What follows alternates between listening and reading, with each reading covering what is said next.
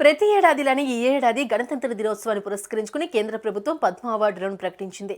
ఈసారి 132 మందిని పద్మ అవార్డులు వరించనున్నాయి. అందులో 110 పద్మశ్రీ అవార్డులు కాగా 17 పద్మభూషణ్, 5 పద్మ విభూషణ్లు అందుకుంటున్నారు.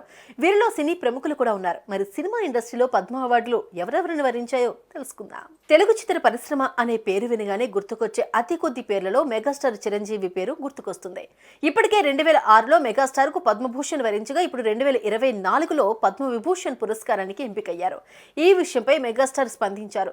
తనకెంతో సంతోషంగా ఉందని చెప్పుకొచ్చారు. After hearing this news, I became speechless. I'm really overwhelmed. I'm humbled and grateful for this honor. It's only the unconditional and invaluable love of the people, audiences, my fans, my blood brothers and blood sisters that allowed me to reach here. I owe my life and this moment to you. I always try to express my gratitude in ways that I can, though I know I can never do enough. On screen, the last 45 years of my film career, I have tried to entertain you to the best of my abilities.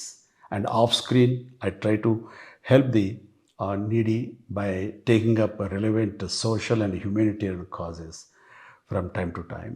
I have done so little, and yet you have given me such a great recognition and honor. I always remain indebted to you for your love and support.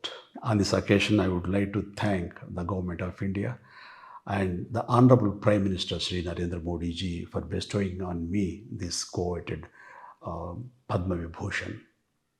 Thank you one and all. జై హింద్. ఇక సినీ రంగంలో Vyjayanthimala Bali కూడా పద్మ విభూషణ్ పురస్కారానికి ఎంపికయ్యారు. వైజయంతిమాల అలనాటి బాలీవుడ్ నటి. August 13, 1933లో ఒకప్పటి మద్రాస్ ప్రెసిడెన్సీలో ట్రిప్లికెన్లో జన్మించారు. 1949లో వడకైతో సినీ రంగ ప్రవేశం చేశారు. అదే సినిమా తెలుగులో జీవితం అనే పేరుతో విడుదలైంది. ఇప్పుడు ఆమె వయసు 90 ఏళ్లు కాగా ఆమె కూడా పద్మ విభూషణ్ కు ఎంపికయ్యారు. గతంలో పద్మశ్రీ, ఏఎన్ఆర్ జాతీయ award, Sangeet Natak academy award, Tamil Nadu అత్యున్నత పౌర పురస్కారం, కలై మామనీలను కూడా ఆమె అందుకున్నారు.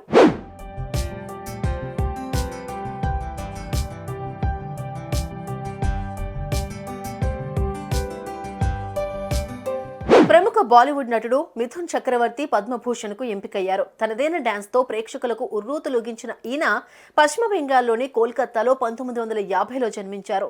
1976లో బెంగాలీ చిత్రంతో ప్రేక్షకుల ముందుకొచ్చారు. తొలి సినిమాతోనే జాతీయ ఉత్తమ నటుడి అవార్డును అందుకున్నారు. కొన్నేళ్ల తర్వాత ఆయన రాజకీయ ప్రవేశం చేశారు. 1993లో తాహదేర్ కథకు ఉత్తమ నటుడిగా, 1996లో స్వామి వివేకానందకు ఉత్తమ సహాయ నటుడిగా జాతీయ పురస్కారాలను అందుకున్నారు.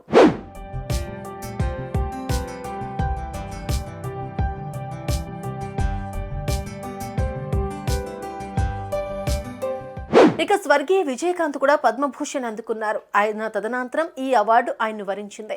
27 ఏళ్ల వయసులో విజయకాంత్ సినీ రంగ ప్రవేశం చేశారు. అప్పటి నుంచి 2015 వరకు నిర్విరామంగా నటించారు. విజయకాంత్ అనే పేరు కన్నా కెప్టెన్ అనే పేరుతో ఆయన సుపరిచితులయ్యారు. 2005లో డిఎండికే పార్టీని స్థాపించారు. 2006, 2011 తమిళనాడు అసెంబ్లీ ఎన్నికల్లో పోటీ చేసి గెలిచారు. గతేడాది డిసెంబర్ 28న అనారోగ్యంతో కన్నుమూశారు.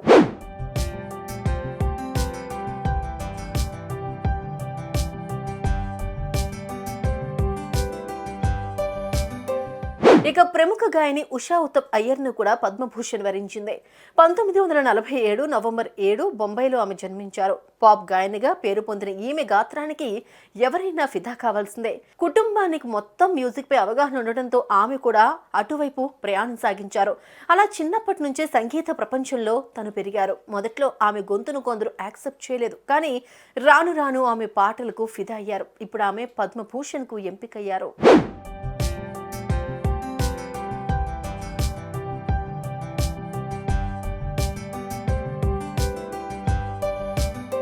ఇక మహారాష్ట్రకు చెందిన 83 ఏళ్ల సంగీత దర్శకుడు ప్యార్లాల్ రామ్ ప్రసాద్ శర్మకు కూడా పద్మభూషణ్ ను ప్రకటించింది కేంద్రం.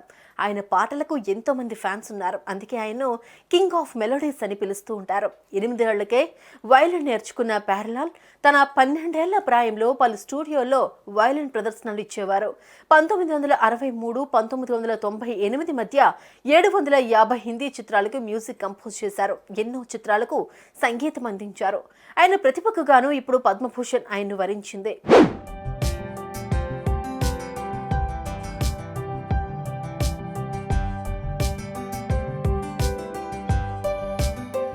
సినీ ప్రముఖుల విషయానికి వస్తే వీరికి పద్మ అవార్డులు వరించాయి. వారు చిత్ర పరిశ్రమకు చేసిన సేవలు అలానే సామాజిక సేవల కారణంగా ఈ అవార్డులను అందుకున్నారు.